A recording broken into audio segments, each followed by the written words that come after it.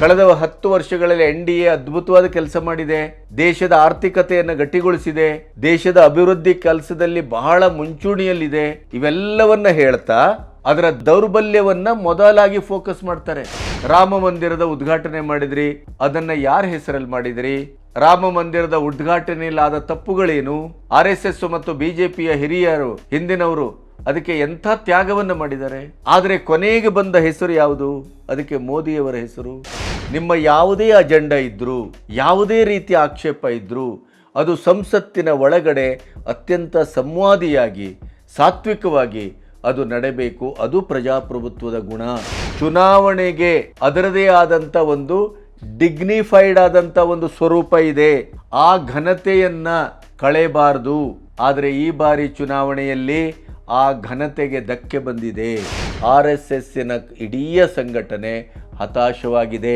ಬಿಜೆಪಿಯ ಮತ್ತು ಮೋದಿಯವರ, ಅಮಿತ್ ಶಾ ಅವರ ಈ ನಡೆ ಮತ್ತು ಅವರ ಒಟ್ಟು ಕಾರ್ಯವೈಖರಿ RSSನ ಆಣತಿಯ ಮೇರೆಗೆ ಇಲ್ಲ. RSS ಅನ್ನ ಬದಿಗಿಟ್ಟದ್ದು ಸತ್ಯ.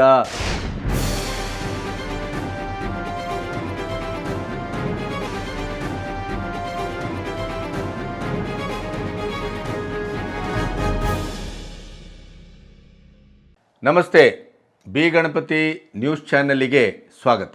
ಎಲ್ಲೋ ಒಂದು ಕಡೆ ಮೋದಿಯವರು ಕೊನೆಗೂ 3ನೇ ಬಾರಿಗೆ ಈ ದೇಶದ ಪ್ರಧಾನಿ ಆದರೂ ಅವರ ಗತ್ತು, ಗಾಂಭೀರ್ಯ, ಓಘ ಯಾವುದಕ್ಕೂ ಎಲ್ಲಿಯೂ ತೊಂದರೆ ಆಗದ ರೀತಿಯಲ್ಲಿ ಆರಂಭ ಆಗಿದೆ. ಸಂಪುಟ ಖಾತೆಯ ಒಂದು ಹಂಚಿಕೆ ಇಲ್ಲಿ ಎಲ್ಲಿಯೂ ಕೂಡ NDA ಸರ್ಕಾರದ ಅಂದರೆ ಮಿತ್ರ ಪಕ್ಷಗಳ ಸಹಕಾರದಿಂದ ಸಮ್ಮಿಶ್ರ ಸರ್ಕಾರದ ಒಂದು ತರೀಕಾ ಅಂತೇನಿದೆ, ಅದಕ್ಕೆ ಅದರದೇ ಆದಂಥ ಇರಬಹುದಾದ ದೌರ್ಬಲ್ಯ ಅಂತೇನಿದೆ, ಅಥವಾ ಪ್ರಧಾನಮಂತ್ರಿಗಳನ್ನು ಹಲವು ಪಕ್ಷಗಳು ಏನು ಮೂಗುದಾಣ ಹಾಕಿ ಅವರನ್ನು ತಮಗೆ ಬೇಕಾದ ಹಾಗೆ ಕುಡಿಸುವ, ಎಳೆಯುವ ಮತ್ತು ಅಭದ್ರತೆಯ ಒಂದು ನೆಲೆಯಲ್ಲಿ ಅವರನ್ನು ಬಳಸಿಕೊಳ್ಳುವಂಥ ಒಂದು ಚಾಳಿ ಮತ್ತು ಅದರ ಗುಣ ಏನಿದೆ, ಅದು ಎಲ್ಲದರ ಹೊರತಾಗಿ ಮೋದಿಯವರು ಸ್ವತಂತ್ರವಾಗಿ ಈ ಕಳೆದ 10 ವರ್ಷದ ಹಾಗೆಯೇ ಆಡಳಿತವನ್ನು ಮಾಡಬಲ್ಲರು ಅನ್ನುವಂಥ ವಿಶ್ವಾಸ ಮೂಡಿದ ಹೊತ್ತಿನಲ್ಲಿ ಯಾವ RSSನಿಂದ BJP ಹುಟ್ಟುಕೊಳ್ತೋ, BJPಯ ಇಡೀ ರಿಮೋಟ್ ಕಂಟ್ರೋಲ್ ಎಲ್ಲಿದೆ ಅಂತ ಕೇಳಿದರೆ ಅದು RSSನಲ್ಲಿದೆ ಅನ್ನುವಂಥ ಒಂದು ಅನುಚಾನಕವಾದಂಥ ಒಂದು ಮಾತೇನಿದೆ, ಅದು ಈ ಕಳೆದ 10 ವರ್ಷಗಳಲ್ಲಿ ಎಲ್ಲೋ ಒಂದು ಕಡೆ ಸಡಿಲಗೊಂಡಿತ್ತು. ಚುನಾವಣೆಯ ಫಲಿತಾಂಶ ಬಂದ ಹೊತ್ತಿನಲ್ಲಿ BJP ಸ್ವತಂತ್ರವಾಗಿ ತನ್ನ ಕಾಲ ಮೇಲೆ ತಾನು ಸರ್ಕಾರವನ್ನು ರಚಿಸಲಾರದ ಒಂದು ಸ್ಥಿತಿ ಪ್ರಾಪ್ತವಾದ ಹೊತ್ತಿನಲ್ಲಿ ನಾವೊಂದು ವಿಡಿಯೋವನ್ನು ಮಾಡಿದ್ದೆವು. ಮೋದಿಯನ್ನು ಸೋಲಿಸಿದ್ದು RSS ಮತ್ತು BJPಯ ಜಂಟಿ ಪಕ್ಷಗಳು ಅನ್ನುವ ಹಾಗೆ. ಯಾಕೆಂತಂದರೆ RSSನ್ನೂ ದೂರ ಇಟ್ಟರು. ನಡ್ಡಾ ಅವರೇ ನಮಗೆ RSSನ ಯಾವ ಅಗತ್ಯವೂ ಇಲ್ಲ ಅನ್ನುವ ರೀತಿಯಲ್ಲಿ ಅವರು ಹೇಳಿಕೆಗಳನ್ನು ಕೊಡುವ ಮಟ್ಟಕ್ಕೆ ಬಂತು. ಈ ಬಾರಿ ಚುನಾವಣೆಯಲ್ಲಿ ಪ್ರಥಮ ಬಾರಿಗೆ ಮೋದಿ ಮೇನಿಯ ಮತ್ತು ಮೋದಿ ಮಯ ಆಯಿತು. ಆದ್ದರಿಂದ RSSನ ತಾಟಸ್ಥ್ಯ, RSS ಎಲ್ಲಿಯೂ ಪ್ರಚಾರಕ್ಕೆ ಮತ್ತು ಚುನಾವಣೆಗೆ ಪೂರಕವಾಗಿ ನಡೆದುಕೊಳ್ಳದೇ ಇರುವಂಥದ್ದು, ಮತ್ತು BJPಯ ಪಕ್ಷಕ್ಕಿಂತ ತಾನು ಹಿರಿದಾಗಿ ಬೆಳೆದಿದ್ದೇನೆ ಅನ್ನುವಂಥ ಒಂದು ಗುಂಗನ್ನು, ಆ ಮೇನಿಯವನ್ನು ಸ್ವತಃ ಮೋದಿಯವರೇ ಕಂಡಲ್ಲಿ ಸಿಕ್ಕಲ್ಲಿ ಪ್ರಚಾರ ಸಭೆಗಳಲ್ಲಿ ಅದನ್ನು ಕಣ್ಣಿಗೆ ರಾಚುವ ಹಾಗೆ, ಬಹುಶಃ ಮೋದಿಯನ್ನು ಇಷ್ಟಪಡುವವರು ಕೂಡ ಎಲ್ಲೋ ಒಂದು ಕಡೆ ಇದು ಅತಿಯಾಯಿತು, ಇದು ಸ್ವಾಭಿಮಾನ, ದಕ್ಷತೆ, ಪ್ರಾಮಾಣಿಕತೆ ಎಲ್ಲವನ್ನ ಮೀರಿದ ಅಹಂಕಾರದ ಮಟ್ಟಕ್ಕೆ ಎಲ್ಲೋ ಒಂದು ಕಡೆ ಹೋಗ್ತಾ ಇದೆ ಅನ್ನುವಂಥದ್ದನ್ನು ಮೌನದಲ್ಲಾದರೂ ಗುರುತಿಸಿದರು. ಇದನ್ನು ನಾವು ಇಟ್ಟುಕೊಂಡು ವಿಡಿಯೋವನ್ನು ಮಾಡಿದ್ದೆವು. ಆವಾಗ ನನ್ನ ಕೆಲವು RSSನ ಗೆಳೆಯರು, ಇಲ್ಲ ನೀವು ತಪ್ಪಾಗಿ ತಿಳ್ಕೊಂಡಿದ್ದೀರಿ, ಹಾಗಿಲ್ಲ, ಆ ಥರದ್ದು ಏನೂ ಆಗಿಲ್ಲ ಅನ್ನುವಂಥ ರೀತಿಯಲ್ಲಿ ವಾದಿಸಿದ್ದು ಉಂಟು. ಆದರೆ ಈಗ ನಾವು ಏನನ್ನು ಪ್ರತಿಪಾದಿಸಿದ್ದೇವೋ, ಏನನ್ನು ನಿರೀಕ್ಷೆ ಮಾಡಿದ್ದೇವೋ, ಅಥವಾ ಏನು ಸಂಭವಿಸಿರಬಹುದು ಅಂತ ನಾವೇನು ಅಂದುಕೊಂಡಿದ್ದೇವೋ ಅದಕ್ಕೆ ಖಚಿತವಾದಂಥ, ತಥಾಖಚಿತವಾದಂಥ, ಸ್ಪಷ್ಟವಾದಂಥ ಸಾಕ್ಷ್ಯವನ್ನು ಸ್ವತಃ RSSನ ಮುಖಂಡರಾದ ಮೋಹನ್ ಭಾಗವತ್ ಅವರು ನೀಡಿದ್ದಾರೆ. ಒಂದು ಸಭೆಯನ್ನು, ಕಾರ್ಯಕರ್ತರನ್ನು, RSSನ ಒಂದು ಸಭೆಯನ್ನು ಉದ್ದೇಶಿಸಿ ಮಾತನಾಡ್ತಾ ಇರುವಾಗ ಅವರು ನೇರವಾಗಿ ಮೋದಿಯವರ ನಾಯಕತ್ವವನ್ನು, ಆಡಳಿತವನ್ನು, ಅವರ ನಡೆ ನುಡಿ ಮತ್ತು ಇಡೀ BJP ಪಕ್ಷದ ಪ್ರಚಾರ, ಅದರ ವೈಖರಿ ಇವೆಲ್ಲವನ್ನು ಇಟ್ಟುಕೊಂಡು 1 to 1 ಬಿಚ್ಚಿಡ್ತಾ ಹೋಗಿದ್ದಾರೆ. ಅವರ ತಪ್ಪುಗಳನ್ನು, ಅಹಂಕಾರಗಳನ್ನು, ತಾನೇ ಅನ್ನುವಂಥ ಒಂದು ಆ ಬಿಂಬಿತ ಸತ್ಯವನ್ನು, ಇವೆಲ್ಲವನ್ನು ನೇರವಾಗಿ ಅಟ್ಯಾಕ್ ಮಾಡಿದ್ದಾರೆ ಮೋಹನ್ ಭಾಗವತ್. ಕೆಲವು ಕಡೆ ಪಕ್ಷ ಮತ್ತು ಆಡಳಿತ ಪಕ್ಷ ಮತ್ತು ಪ್ರತಿಪಕ್ಷ ಈ ಎರಡನ್ನೂ ಇಟ್ಟುಕೊಂಡು ಮಾತಾಡಿದ ಹಾಗೆ ಅನ್ನಿಸ್ತದೆ. ಆದರೆ ಅದನ್ನು ಸ್ವಪಕ್ಷೀಯರಿಗೆ, ಮುಖ್ಯವಾಗಿ ಮೋದಿಯವರಿಗೇ, ಅವರು ಪ್ರಧಾನಮಂತ್ರಿಯಾದಂಥ ಈ ಸಂಕ್ರಮಣದ ಸಂದರ್ಭದಲ್ಲಿ ಚಾಟಿ ಏಟನ್ನು ಬೀಸಿದ್ದಷ್ಟೇ ಅಲ್ಲ, ನೀವು ಹೇಗೆ ನಡ್ಕೊಳ್ಬೇಕು ಅನ್ನುವ ದೃಷ್ಟಿಯಲ್ಲಿ ಸ್ಪಷ್ಟ ಸೂಚನೆ, ಸ್ಪಷ್ಟ ಆಜ್ಞೆ ಮತ್ತು ಅದರ ಮಾರ್ಗಸೂಚಿಯನ್ನು ಅವರು ತೆರೆದಿಟ್ಟಿದ್ದಾರೆ. ಹಾಗಾದರೆ ಮೋಹನ್ ಭಾಗವತ್ ಅವರು ಏನನ್ನು ಹೇಳಿದರು? ಮೊದಲಾಗಿ ಅವರು ಸೇವಕನ ನಮ್ರತೆ ಮತ್ತು ಸೇವಕನ ಇಡಿಯದಾದಂಥ ಕಾರ್ಯ, ಒಂದು ಪ್ರಕ್ರಿಯೆಯ ಆವರಣವನ್ನು ಇಟ್ಟುಕೊಂಡು ಮಾತಾಡಿದ್ದಾರೆ. ಯಾವಾಗಲೂ ಮೋದಿಯವರೇನು ಹೇಳ್ತಾರೆ? ನಾನು ಪ್ರಧಾನಿ ಅಲ್ಲ, ಪ್ರಧಾನ ಸೇವಕ. ಅದಕ್ಕೆ ಮೋಹನ್ ಭಾಗವತ್ ಹೇಳ್ತಾರೆ, ಸೇವಕನಿಗೆ ಇರಬೇಕಾದಂಥದ್ದು ಮೊದಲ ಗುಣ ನಮ್ರತೆ, ಸಹನೆ, ಸಹಾನುಮತ, ಅಂದರೆ ಸಹವರ್ತಿಗಳೊಟ್ಟಿಗೆ ಸಹಾನುಮತ, ಒಟ್ಟಾಗಿ ಸಾಗುವಂಥ ಗುಣ, ಒಟ್ಟಾಗಿ ಕೊಂಡು ಹೋಗುವಂಥ ಗುಣ. ಬಲಿಷ್ಠನಾದ ವ್ಯಕ್ತಿಗೆ ವಿನಯ ಬಹಳ ಮುಖ್ಯ, ಅದನ್ನು ಕಲಿತುಕೊಳ್ಳಿ ಅನ್ನೋದನ್ನು ನೇರವಾಗಿ ಮೋದಿಯವರಿಗೆ ಹೇಳಿದ್ದಾರೆ. ಒಬ್ಬ ಸೇವಕನ ವ್ಯಕ್ತಿತ್ವ ಹೇಗಿರಬೇಕು ಅನ್ನೋದಕ್ಕೆ ಅವರು ಅತ್ಯಂತ ಸೋದಾಹರಣವಾಗಿ, ಉದಾಹರಣೆ ಸಮೇತ ಶ್ಲೋಕವನ್ನು ಉದ್ಧರಿಸಿ ಮಾತಾಡಿದ್ದಾರೆ. ಆದರೆ ಸೇವಕ ಅಂತ ಬಂದಾಗ ಇಲ್ಲಿ ಯಾರನ್ನು ಈ ದೇಶದಲ್ಲಿ ನಾವು ಗಮನಿಸ್ತೇವೆ? ಅದು ಮೋದಿಯವರು. ಹಾಗಾಗಿ ನಿಮ್ಮ ವ್ಯಕ್ತಿತ್ವದಲ್ಲಿ ಏನು ಬದಲಾವಣೆ ಆಗಿದೆ ಅನ್ನೋದನ್ನು ಹೇಳ್ತಾ, ನೀವು ಅಹಂಕಾರದಿಂದ ವರ್ತಿಸಿದ್ದೀರಿ, ದುರಂಕಾರಗಳಾಗಿದ್ದೀರಿ, ಆನೆ ನಡೆದದ್ದೇ ದಾರಿ ಅನ್ನುವ ರೀತಿಯಲ್ಲಿ ನಡೀತಾ ಇದ್ದೀರಿ, ಯಾರ ಹಿತೈಷಿಗಳ ಮಾತನ್ನು ಕೇಳ್ತಾ ಇಲ್ಲ, ಈ ಥರ ಏನನ್ನು ಹೇಳಿಲ್ಲ ಅವರು. ಒಬ್ಬ ಸೇವಕನಿಗೆ ಇರಬೇಕಾದಂಥ ಗುಣಾಢ್ಯತೆ ಏನು, ಅವನ ವ್ಯಕ್ತಿತ್ವದಲ್ಲಿ ಯಾವುದೆಲ್ಲ ಎರಕಗೊಂಡಿರಬೇಕು ಅದನ್ನು ಹೇಳುವ ಮೂಲಕ ನೀವು ಆ ದಾರಿಯಲ್ಲಿ ಸಾಗ್ತಾ ಇಲ್ಲ, ನೀವು ಪಥವನ್ನು ಬದಲಾಯಿಸಿದ್ದೀರಿ ಹಾಗಂತ ಅವರು ಹೇಳ್ತಾರೆ. ಇದಕ್ಕೂ ಪೂರ್ವದಲ್ಲಿ ಕಳೆದ 10 ವರ್ಷಗಳಲ್ಲಿ NDA ಅದ್ಭುತವಾದ ಕೆಲಸ ಮಾಡಿದೆ, ದೇಶದ ಆರ್ಥಿಕತೆಯನ್ನು ಗಟ್ಟಿಗೊಳಿಸಿದೆ, ದೇಶದ ಅಭಿವೃದ್ಧಿ ಕೆಲಸದಲ್ಲಿ ಬಹಳ ಮುಂಚೂಣಿಯಲ್ಲಿದೆ. ಇವೆಲ್ಲವನ್ನು ಹೇಳ್ತಾ ಅದರ ದೌರ್ಬಲ್ಯವನ್ನು ಮೊದಲಾಗಿ ಫೋಕಸ್ ಮಾಡ್ತಾರೆ. ನಾವೆಲ್ಲವನ್ನು ಮಾಡಿದ್ದೇವೆ, ಎಲ್ಲವನ್ನೂ ದೇಶದ ಪರವಾಗಿ ಮಾಡಿದ್ದೇವೆ ಅನ್ನುವ ಗುಂಗಿನಲ್ಲಿ ನೀವು ಯಾವ್ಯಾವ ತಪ್ಪುಗಳನ್ನು ಮಾಡಿದ್ರಿ? ರಾಮ ಮಂದಿರದ ಉದ್ಘಾಟನೆ ಮಾಡಿದ್ರಿ, ಅದನ್ನು ಯಾರ ಹೆಸರಲ್ಲಿ ಮಾಡಿದ್ರಿ? ರಾಮ ಮಂದಿರದ ಉದ್ಘಾಟನೆಯಲ್ಲಾದ ತಪ್ಪುಗಳೇನು? RSS ಮತ್ತು BJPಯ ಹಿರಿಯರು, ಹಿಂದಿನವರು ಅದಕ್ಕೆ ಎಂಥ ತ್ಯಾಗವನ್ನು ಮಾಡಿದ್ದಾರೆ. ಆದರೆ ಕೊನೆಗೆ ಬಂದ ಹೆಸರು ಯಾವುದು? ಅದಕ್ಕೆ ಮೋದಿಯವರ ಹೆಸರು. ಇದನ್ನು ಇಂಡೈರೆಕ್ಟಾಗಿ ಹೇಳ್ತಾರೆ. 370 ಇದು ಎಲ್ಲಿಯ ಕನಸು? BJP ಹುಟ್ಟಿದಾಗನಿಂದ ಗರ್ಭದ ಕನಸು. ಆದರೆ ಇವತ್ತೇನಾಯ್ತದು? ಅದರ ಕ್ರೆಡಿಟ್ ಎಲ್ಲಿಗೆ ಹೋಯಿತು? ಇದು ಅಹಂಕಾರ, ನನ್ನಿಂದ, ನಾನೇ ಮಾಡಿದ್ದು ಅನ್ನುವಂಥ ಈ ಭಾವದಿಂದ ನೀವು ಕಲುಷಿತಗೊಳ್ತಾ ಇದ್ದೀರಿ ಅನ್ನೋದನ್ನು ನೇರವಾಗಿ ಹೇಳಿದ್ದಾರೆ. ಇನ್ನೊಂದು, ನೀವು ವಿರೋಧ ಪಕ್ಷ ಅಂತ ಈ ದೇಶದಲ್ಲಿ ಎಲ್ಲರೂ ಬಳಸ್ತಾ ಇದ್ದಾರೆ. ಅದನ್ನು ಕಾಂಗ್ರೆಸ್ಸು ಮತ್ತು ಬಿ ಜೆ ಪಿ ಎರಡಕ್ಕೂ ಹೇಳಿದ್ದಾರೆ. ಆದರೆ ಅದು ಹೆಚ್ಚು ಬಿ ಜೆ ಪಿಯವರಿಗೇ, ಮುಖ್ಯವಾಗಿ ಮೋದಿಯವರಿಗೇ ಟಾರ್ಗೆಟ್ ಮಾಡಿದ್ದು. ವಿರೋಧ ಪಕ್ಷ ಅಲ್ಲ, ಪ್ರತಿಪಕ್ಷ ಅಂತ ಭಾವಿಸಬೇಕು. ವಿರೋಧ ಪಕ್ಷ ಅನ್ನುವ ಸಂಬೋಧನೆಯೇ ಅದು ತಪ್ಪು, ಹಾಗೆ ಬಳಸಕೂಡದು.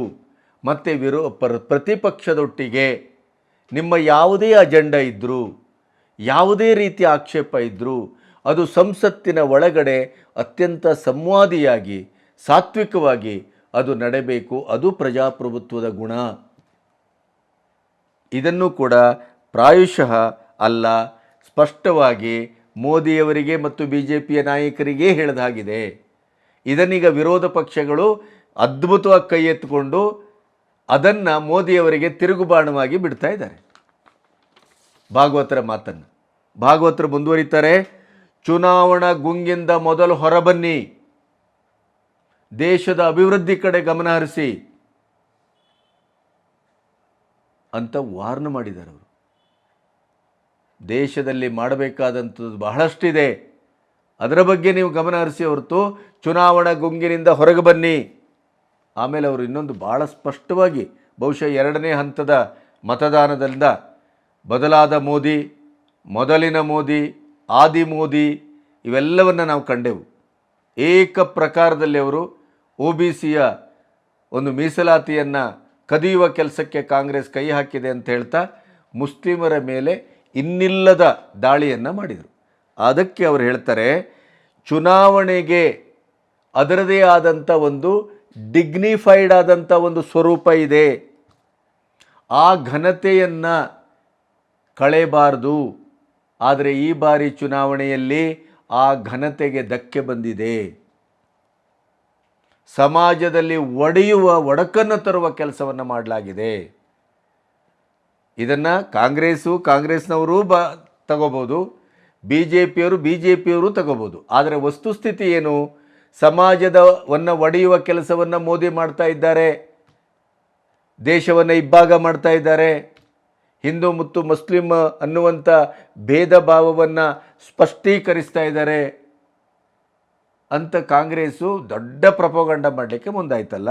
ಅದನ್ನು ದೃಷ್ಟಿಯಲ್ಲಿ ಇಟ್ಟುಕೊಂಡೇ ಮಾತಾಡೋದಾಗಿತ್ತು ಭಾಗವತರ ಮಾತು. ಮತ್ತೆ ಮುಂದುವರಿತಾರೆ, ತಂತ್ರಜ್ಞಾನವನ್ನು ಬಳಸಿಕೊಂಡು ನೀವು ತಪ್ಪು ಸಂದೇಶವನ್ನು ಸಾರ್ತಾ ಇದ್ದೀರಿ. ಯಾವತ್ತೂ ಚುನಾವಣಾ ಕಣ ಆಡಬಾರದ ಮಾತುಗಳ ಕಣವಾಗಕೂಡದದು. ಪ್ರಜಾಪ್ರಭುತ್ವದ ದೃಷ್ಟಿಯಲ್ಲಿ ಚುನಾವಣೆ ಅನ್ನೋದು ಒಂದು ಬಹಳ ದೊಡ್ಡ ಮಹೋತ್ಸವ. ಅದು ದೇಶವನ್ನು ಕಟ್ಟುವಂಥ ಕಲಿಗಳನ್ನು ಆರಿಸಿ ಕಳಿಸುವಂಥ ಒಂದು ದೊಡ್ಡ ಕಣ. ಅದು ಸಾತ್ವಿಕವಾಗಿರಬೇಕು, ಅರ್ಥಗರ್ಭಿತವಾಗಿರಬೇಕು. ನಿಮ್ಮ ಮಾತು ಅದು ಉಗುಳಾಗಬಾರ್ದು. ಈ ರೀತಿಯ ಒಂದು ಪರಿಜ್ಞಾನವನ್ನು ಇಟ್ಕೋಬೇಕು. ಈ ಸಾರಿ ಚುನಾವಣೆಯಲ್ಲಿ ಅದು ಆಗಿಲ್ಲ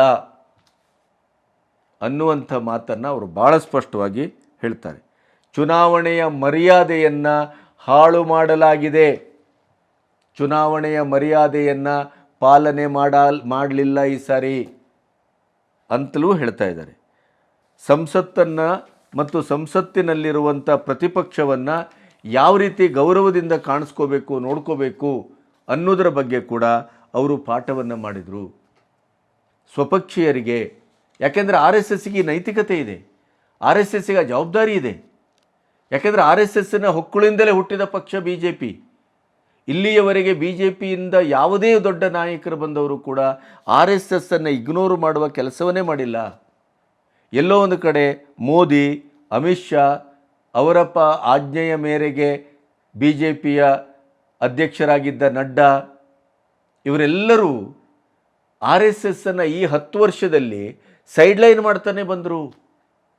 ಯಾವುದೇ ಹೇಳಿ ಕೇಳುವಂಥ ಆ ಸಂವಾದದ ನೆಲೆಯನ್ನೇ ಉಳಿಸ್ಕೊಂಡಿರಲಿಲ್ಲ. ಆದ್ದರಿಂದ ಒಂದು ರೀತಿಯಲ್ಲಿ ಫ್ರಸ್ಟ್ರೇಟೆಡ್ ಆಗಿ, ಹತಾಶರಾಗಿ ಮತ್ತು ಕ್ರೋಧವನ್ನು ವ್ಯಕ್ತಪಡಿಸ್ತಾ ಭಾಗವತರು ದೇಶದ ಸಮಸ್ಯೆಯ ಬಗ್ಗೆ ಮಾತಾಡಿ, ವ್ಯಕ್ತಿಗತವಾದಂಥ ಮಾತುಗಳು ಯಾಕೆ ಬರ್ತದೆ ಇದನ್ನು ಅವರು ಕಾಂಗ್ರೆಸ್ನವ್ರಿಗೆ ಹೇಳಿದ್ದಾರೆ. ಮತ್ತು ಅದಕ್ಕೆ ಪರ್ಯಾಯವಾಗಿ ಮೋದಿ ಅಂತವರು ಶಾ ಅಂತವ್ರು ಮಾತಾಡೋದಕ್ಕೂ ಒಟ್ಟಾಗಿ ಹೇಳ್ತಾ ಹೋಗ್ತಾರೆ. ಯಾಕೆ ಆ ರೀತಿ ಮಾತಾಡ್ತೀರಿ? ಸಮಸ್ಯೆಯನ್ನು ಇಟ್ಕೊಂಡು ಮಾತಾಡಿ, ನಿಮ್ಮ ನೀಲನಕ್ಷೆಯನ್ನು ಇಟ್ಕೊಂಡು ಮಾತಾಡಿ ಅಂತ ಹೇಳ್ತಾ ಇಂಥ ಒಂದು ಮಾತುಗಳನ್ನು ಹೇಳ್ತಾ ಹೇಳ್ತಾ ಹೇಳ್ತಾ ಭಾಗವತರು ಎಂಥ ಒಂದು ಮರ್ಮಾಘಾತದ ಮಾತಿಗೆ ಬರ್ತಾರೆ ಅಂತಂದರೆ ಇದನ್ನು ಯಾರೂ ನಿರೀಕ್ಷೆ ಮಾಡಿರಲಿಲ್ಲ. RSSನ ಮುಖಂಡರಿಂದ ಇಂಥ ಒಂದು ಸ್ವವಿಮರ್ಶೆ, ಇಂಥ ಒಂದು ಆತ್ಮಘಾತಕ ಒಂದು ಅಂದರೆ ಮೋದಿ ಅಂಥವರಿಗೆ ಘಾತವಾಗುವಂಥ ಮಾತನ್ನು ಆಡ್ತಾರೆ ಅಂತ ಯಾರೂ ನಿರೀಕ್ಷೆ ಮಾಡಿರಲಿಲ್ಲ. ಇದರಿಂದ ಏನು ಸ್ಪಷ್ಟ ಆಗತ್ತೆ? RSSನ ಇಡೀ ಸಂಘಟನೆ ಹತಾಶವಾಗಿದೆ. BJPಯ ಮತ್ತು ಮೋದಿಯವರ, ಅಮಿತ್ ಶಾ ಅವರ ಈ ನಡೆ ಮತ್ತು ಅವರ ಒಟ್ಟು ಕಾರ್ಯವೈಖರಿ RSSನ ಆಣತಿಯ ಮೇರೆಗೆ ಇಲ್ಲ. RSSನ್ನು ಬದಿಗಿಟ್ಟದ್ದು ಸತ್ಯ, ಶುದ್ಧ ಸತ್ಯ. ಆದ್ದರಿಂದಲೇ ಈ ರೀತಿ ಮಕ್ಕಳಿಗೆ ಪಾಠ ಮಾಡುವ ಹಾಗೆ ಕೋಲು ಹಿಡ್ಕೊಂಡು ಮೋಹನ್ ಭಾಗವತರು ಪಾಠವನ್ನು ಮಾಡಿದ್ದಾರೆ. ಏನು ಹೇಳ್ತಾರೆ ಅವರು? ಮಣಿಪುರ 1 ವರ್ಷದಿಂದ ಹೊತ್ತಿ ಉರಿತಾ ಇದೆ, ರಕ್ತಪಾತ ಆಗ್ತಾ ಇದೆ, ಹೆಣ್ಣುಮಕ್ಕಳ ಮಾರಣ ಹೋಮ ಆಗ್ತಾ ಇದೆ. ಆದರೂ ಅಲ್ಲಿ ತಕ್ಷಣ ಆ ಕಡೆ ನೋಡುವ ಯಾವುದೊಂದು ವ್ಯವಧಾನವನ್ನೂ ಮಾಡಿಲ್ಲ. ನೋಡಿ, ಇದು ಕಾಂಗ್ರೆಸ್ಸಿನವರು ಏನು ಹೇಳ್ತಾ ಬಂದಿದ್ರೋ ಅದನ್ನೇ ಮೋಹನ್ ಭಾಗವತರವರು ನೇರವಾಗಿ ಹೇಳಿದ್ದಾರೆ. ಈಗಲೇ ತಕ್ಷಣ ಅಲ್ಲಿ ಶಾಂತಿ ನೆಲೆಸುವಂಥ, ಸುವ್ಯವಸ್ಥತೆ ನೆಲೆಸುವಂಥ, ಸಹಬಾಳ್ವೆಗೆ ಒತ್ತು ಕೊಡುವಂಥ ಕೆಲಸವನ್ನು ತುರ್ತಾಗಿ ಮಾಡಿ ನೆಲೆಗೊಳಿಸಿ. ನಾವು ಭಾವಿಸಿದ್ದೆವು ಕಳೆದ 10 ವರ್ಷದಲ್ಲಿ ಅಲ್ಲಿ ನಕ್ಸಲಿಸಮ್ ಆಗ್ಬೋದು, ಗುಂಡಿನ ಸದ್ದಾಗ್ಬೋದು, ರಕ್ತಪಾತ ಆಗ್ಬೋದು, ಆ ಭೀಭತ್ಸವಾಗಿ ಮಹಿಳೆಯರನ್ನು ನಡೆಸ್ಕೊಳ್ಳುವಂಥ ಕೆಲಸ ಆಗಿರ್ಬೋದು, ಅದೆಲ್ಲವೂ ಸಂಪೂರ್ಣವಾಗಿ ನಿಂತಿದೆ ಅಂತ ಭಾವಿಸಿದ್ದೆವು. ಆದರೆ ಅಲ್ಲಿ ಹೊತ್ತಿ ಉರಿಯುವಂಥ ಸ್ಥಿತಿ 1 ವರ್ಷದಿಂದ ನಡೀತಾ ಇದೆ. 1 ವರ್ಷದಿಂದಲೂ ಕೇಂದ್ರ ಸರ್ಕಾರ, ಮೋದಿ, ಅಮಿತ್ ಶಾ ಆ ಕಡೆ ಕಣ್ಣೆತ್ತಿಯೂ ನೋಡಿಲ್ಲ ಅನ್ನುವಂಥ ಕಾಂಗ್ರೆಸ್ಸಿನ ಆಪಾದನೆಗೆ ಪುಷ್ಟಿ ಕೊಡುವ ರೀತಿಯಲ್ಲಿ ಮೋಹನ್ ಭಾಗವತರು ಮಾತಾಡಿದರೆ ಇದು ಅತ್ಯಂತ ಆಘಾತಕಾರಿ. ಇದು ಈಗ ಪ್ರತಿಪಕ್ಷದವರಿಗೆ ಅಸ್ತ್ರ ಆಗಿದೆ. ಮೋದಿಯವರಿಗೆ ಬಹಳ ನೇರವಾಗಿ ಏನು ಹೇಳ್ತಾರೆ? ನೀವು ತಕ್ಷಣ ಅಲ್ಲಿಯ ಸುವ್ಯವಸ್ಥತೆ ಬಗ್ಗೆ, ಶಾಂತಿಯ ಬಗ್ಗೆ ಗಮನ ಹರಿಸಿ ಅನ್ನುವಂಥ ಮಾತನ್ನು ಆಡ್ತಾ ಕಂಡವರನ್ನು ಪಕ್ಷಕ್ಕೆ ಸೇರಿಸ್ಕೊಳ್ಳೋದ್ರ ಬಗ್ಗೆ ಅವರು ಬಹಳ ಕಿಡಿಕಾರಿದ್ದಾರೆ ಮೋಹನ್ ಭಾಗವತರು. ಕಾರಣ ಅಂದರೆ ಬಹುಶಃ ಆಪರೇಷನ್ ಕಮಲ ಅವರಿಗೆ ಇಷ್ಟವಿಲ್ಲದ್ದು. ಅದರಿಂದ ಏನಾಯಿತು? BJPಯ ಒಂದು ಇಡೀದಾದಂಥ ಸಾಂಸ್ಕೃತಿಕ ವ್ಯಕ್ತಿತ್ವಕ್ಕೆ ಅದು ಹಾನಿಯನ್ನು ತಂದಿದೆ. BJPಯ ಐಡಿಯಾಲಜಿ ಇವತ್ತು ಸಂಪೂರ್ಣವಾಗಿ ಸಡಿಲಗೊಂಡಿದೆ, ನಾಶವೇ ಆಗಿದೆ. ಈ ಕರ್ನಾಟಕದಲ್ಲೇ ತೆಗೆದುಕೊಳ್ಳಿ, ಕರ್ನಾಟಕದ BJP ಅಂದರೆ ಯಾರಾಗಾದರೆ? ಐಡಿಯಾಲಜಿ ಏನು? ಅದರ ಶಿಸ್ತೆಲ್ಲಿದೆ? ಇಷ್ಟು ವರ್ಷಗಳಿಂದ ಜತನದಿಂದ ಕಾಪಾಡಿಕೊಂಡು ಬಂದಂಥ ಒಂದು BJPಯ ಕಲ್ಚರ್ ಅಂತಿತ್ತಲ್ಲ, ಸಂಸ್ಕೃತಿ ಅನ್ನೋದು ಎಲ್ಲಿದೆ? ಯಾಕಂದರೆ ಯಾರ್ಯಾರೋ ಕಂಡವರೆಲ್ಲ ಬಂದಿದ್ದಾರೆ ಅಧಿಕಾರಕ್ಕಾಗಿ. ಅದನ್ನು ಮೋಹನ್ ಭಾಗವತ್ ಅವರು ಸ್ಪಷ್ಟವಾಗಿ ನಿರಾಕರಿಸಿದ್ದಾರೆ. ಮತ್ತು ಟೋಟಲಿ ಅವರ ಮಾತನ್ನು ಗಮನಿಸ್ತಾ ಹೋದರೆ ಅದರ ಹಿಂದೆ ಒಂದು ಪ್ರಕರಣವೂ ಇಲ್ಲಿ ನಿಮಗೆ ನೆನಪಿದೆ ಅಂತ ಅಂದ್ಕೊಳ್ತೇನೆ. ಈ ಚುನಾವಣೆಯ ಫಲಿತಾಂಶದ ನಂತರ ಒಂದು ಸುದ್ದಿ ಹರಡಿತ್ತು, ಮೋದಿಯವರು ನಾಯಕತ್ವವನ್ನು ನಿರಾಕರಿಸ್ತಾ ಇದ್ದಾರೆ, ಪ್ರಧಾನಿ ಪಟ್ಟವನ್ನೇ ನಿರಾಕರಿಸ್ತಾ ಇದ್ದಾರೆ, ಅವರನ್ನು ಒಪ್ಪಿಸಲಾಯಿತು ಅಂತ. ಯಾಕೆ ಅಂತಂದರೆ ಮೋದಿಯವರ ನಾಯಕತ್ವದ ಬಗ್ಗೆ RSSಗೆ ಸಮಾಧಾನ ಇಲ್ಲ. ಇವೆಲ್ಲದರ ಮತಿತಾರ್ಥ ಏನು? ಮೋದಿಯವರ ನಾಯಕತ್ವದ ಬಗ್ಗೆ RSSಗೆ ಒಲವಿಲ್ಲ. ಮೋದಿಯವರು ತಮ್ಮ ಹಿಡಿತದಿಂದ ತಪ್ಪಿ ಹೋಗ್ತಾ ಇದ್ದಾರೆ, ಅಗ್ರೆಸಿವ್ ಆಗ್ತಾ ಇದ್ದಾರೆ. ಸಮಾಜವನ್ನು ಒಟ್ಟಾಗಿ ತೆಗೆದುಕೊಂಡು ಹೋಗುವಂಥ ಬಹುತ್ವದಲ್ಲಿ ಏಕತ್ವ ಅನ್ನುವಂಥ ಒಂದು ಮಂತ್ರ ಏನಿದೆ ಈ ದೇಶದ್ದು, ಅದನ್ನೇ ಎಲ್ಲೋ ಒಂದು ಕಡೆ ಮರೆತಾ ಇದ್ದಾರೆ.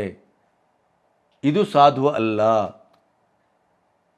ಅನ್ನುವಂಥ ನೆಲೆಯಲ್ಲಿ ಪರ್ಯಾಯ ನಾಯಕತ್ವದ ಬಗ್ಗೆಯೂ ಆರ್ ಎಸ್ ಎಸ್ಸು ಯೋಚಿಸಿದ ಹಾಗೆ ಕಾಣುತ್ತೆ. ಆರ್ ಎಸ್ ಎಸ್ಸಿಗೆ ಮೋದಿಯವರ ಈ ಒಟ್ಟು ಧಾಷ್ಟ್ಯದ ನಡವಳಿಕೆ ಬಗ್ಗೆ ಅವರಿಗೆ ವಿರೋಧ ಇದೆ, ಕೋಪ ಇದೆ. ಅದರ ಪರಿಣಾಮ ಇಷ್ಟೆಲ್ಲ ಮಾತನ್ನು ಅದು ಆಡಿಸ್ತಾ ಇದೆ. ಅದಕ್ಕೆ ಜೊತೆಯಾಗಿ ಸಂಘಟನಾ ಕಾರ್ಯದರ್ಶಿಯ ಸ್ಥಾನದ ಪಲ್ಲಟ,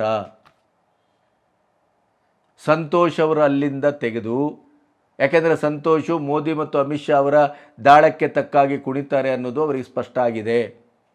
ಹಾಗಾಗಿ ಮೋದಿಯವರ ಕಡು ವಿರೋಧಿ ಅಂತಲೇ ಭಾವಿಸುವ ಸಂಜಯ್ ಜೋಶಿ ಅವರನ್ನು ಆ ಸ್ಥಾನಕ್ಕೆ ತರುವಂಥ ಎಲ್ಲ ಸಾಧ್ಯತೆಗಳು ಈಗ ಚಾಲ್ತಿಯಲ್ಲಿದ್ದಾಗೆ ಸುದ್ದಿ ಬರ್ತಾ ಇದೆ. ಹಾಗೆಯೇ ನಡ್ಡಾ ಅವರು ಇವತ್ತು ಅಧ್ಯಕ್ಷ ಸ್ಥಾನಕ್ಕೆ, ಬಿ ಜೆ ಪಿಯ ರಾಷ್ಟ್ರೀಯ ಅಧ್ಯಕ್ಷ ಸ್ಥಾನಕ್ಕೆ ರಾಜೀನಾಮೆ ಕೊಟ್ಟು ಸಂಪುಟಕ್ಕೇನು ಸೇರಿದ್ದಾರೆ. ಅಲ್ಲೀಗ ಖಾಲಿಯಾದ ಜಾಗಕ್ಕೆ ಪ್ರಾಯಶಃ ಆರ್ ಎಸ್ ಎಸ್ ನಿರ್ದೇಶಿತ ಅಪೇಕ್ಷಿತ ವ್ಯಕ್ತಿಯೇ ಬಂದು ಕೂತ್ಕೊಳ್ತಾರೆ ಅನ್ನೋದರ ಬಗ್ಗೂ ಬಹಳ ಗಂಭೀರವಾಗಿ ಚರ್ಚೆ ಆಗ್ತಾ ಇದೆ. ಈ ಎಲ್ಲ ಹಿನ್ನೆಲೆಯಲ್ಲಿ ನೋಡಿದಾಗ ಆರ್ ಎಸ್ ಎಸ್ಸಿನ ಈ ನಡವಳಿಕೆ, ಆರ್ ಎಸ್ ಎಸ್ಸಿನ ಈ ಒಂದು ಭಾಗವತರ ಮಾತು ಬಿ ಜೆ ಪಿ ಸರ್ಕಾರದ ಈ ದಶಕದ ಒಟ್ಟು ಆಡಳಿತದ ಅಭಿವೃದ್ಧಿಯ ಬಗ್ಗೆ ಅವರದು ಚಕಾರ ಇಲ್ಲ. ದೇಶವನ್ನು ಕಟ್ಟುವ ನಿಟ್ಟಿನಲ್ಲಿ ಹೋರಾಟ ಮಾಡಿದ್ರ ಬಗ್ಗೆ ಅವ್ರದ್ದು ಚಕಾರ ಇಲ್ಲ. ದೇಶದ ಇನ್ಫ್ರಾಸ್ಟ್ರಕ್ಚರನ್ನು ಅಭಿವೃದ್ಧಿ ಮಾಡಿದ್ರ ಬಗ್ಗೆ ಅವ್ರದ್ದು ಅಕ್ಷರಶಃ ಸಹಮತ ಇದೆ. ಆದರೆ ಬಿ ಜೆ ಪಿಯ ಮುಖಂಡರ, ಅದರಲ್ಲೂ ಅಮಿತ್ ಶಾ ಮತ್ತು ಮೋದಿಯವರ ನಡವಳಿಕೆಯ ಬಗ್ಗೆ ಅವ್ರದ್ದು ತೀರಾ ಪ್ರಶ್ನೆ ಇದೆ, ಆಕ್ಷೇಪ ಇದೆ, ಕೋಪ ಇದೆ. ಅದರ ಪರಿಣಾಮವೇ ನೀವು ಈ ಸರಿ ಬಿ ಜೆ ಪಿ ಬಹುಮತವನ್ನು ಪಕ್ಷದಿಂದ ಪಡ್ಕೊಂಡು ಎನ್ ಡಿ ಎ ಸರ್ಕಾರ ಮಾಡುವಂಥ ಒಂದು 10 ವರ್ಷದ ಅಥವಾ 30 ವರ್ಷದ ಏನು ಪರಿಪಾಠ ಇತ್ತು, ಅದಕ್ಕೆ ಕೂಡ ಈ ಸರಿ ಕಳಂಕ ಬಂದದ್ದು ಈ ವ್ಯಕ್ತಿಗಳ ನಡವಳಿಕೆಯಿಂದಲೇ ಅನ್ನೋದರ ಬಗ್ಗೆ ಭಾಗವತರಿಗೆ ಸ್ಪಷ್ಟತೆ ಇದೆ.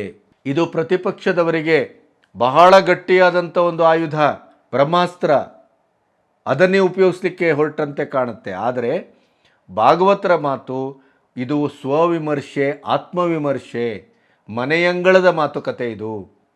ಇದನ್ನು ಬಹುಶಃ ಮೋದಿಯವರು, ಶಾ ಅವರು ಇದನ್ನು ಒಂದು ರೀತಿಯಲ್ಲಿ ಸಾತ್ವಿಕತೆಯಿಂದ, ಹಿರಿಯರ ಮಾತು, ಆರ್ ಎಸ್ ಎಸ್ಸಿನ ಒಂದು ಆಜ್ಞೆ ಅನ್ನುವ ರೀತಿಯಲ್ಲಿ ಅದನ್ನು ಸ್ವೀಕರಿಸಿ, ವಿನಯದಿಂದ ಅದನ್ನು ಸ್ವೀಕರಿಸಿ ಮುನ್ನಡೆದರೆ ಪ್ರಾಯಶಃ ಭಾಗವತರ ಮಾತಿನ ಪ್ರಕಾರ ಅದು ಒಂದು ಪರಿಣಾಮಕಾರಿಯಾದಂಥ ಆಡಳಿತಕ್ಕೆ ಮುನ್ನುಡಿಯನ್ನು ಬರೆಯಬಹುದು. ಒಮ್ಮೆ ಇದನ್ನು ನಿರ್ಲಕ್ಷಿಸಿ ಇವರು ಏನಾದರೂ ಹೇಳಲಿ, ನಾವು ಅಧಿಕಾರವನ್ನು ಮಾಡ್ತೇವೆ, ನಮಗೆ ಇವರ ಸಲಹೆ ಸೂಚನೆ ಅಗತ್ಯ ಇಲ್ಲ ಅಂತ ಏನಾದರೂ ಮೋದಿ ಶಾ ಗುಂಪು ಪ್ರಯತ್ನವನ್ನು ಮಾಡಿದರೆ, ನಿರ್ಲಕ್ಷ್ಯ ಮಾಡಿದರೆ ಮುಂದೆ ಬರಬಹುದಾದಂಥ ಅನಾಹುತಕ್ಕೆ ಅವರೇ ಕಾರಣರಾಗ್ತಾರೆ ಅನ್ನೋದನ್ನು ಕೂಡ ಭಾಗವತರು ಇಂಡೈರೆಕ್ಟಾಗಿ ಹೇಳಿದ್ದಾರೆ. ಹಾಗಾಗಿ ಆರ್ ಎಸ್ ಎಸ್ಸು ಮತ್ತು B J P, R S S ಮತ್ತು ಮೋದಿ ಅಮಿತ್ ಶಾ ಇದರ ಮಧ್ಯೆ ಒಂದು ಟ್ರಯಾಂಗಲ್ ಲವ್ ಸ್ಟೋರಿ ನಡೀತಾ ಇದೆ. ಕಾನ್ಫ್ಲಿಕ್ಟ್ ಇದೆ, ಅಲ್ಲಿ ಭೇದ ಇದೆ, ವಿರೋಧ ಇದೆ, ಅಸಮಾಧಾನ ಇದೆ ಅನ್ನುವಂಥದ್ದು ಕೇವಲ ಊಹೆಯಲ್ಲ, ಅದು ತಥಾಕಚಿತವಾದ ಸತ್ಯ.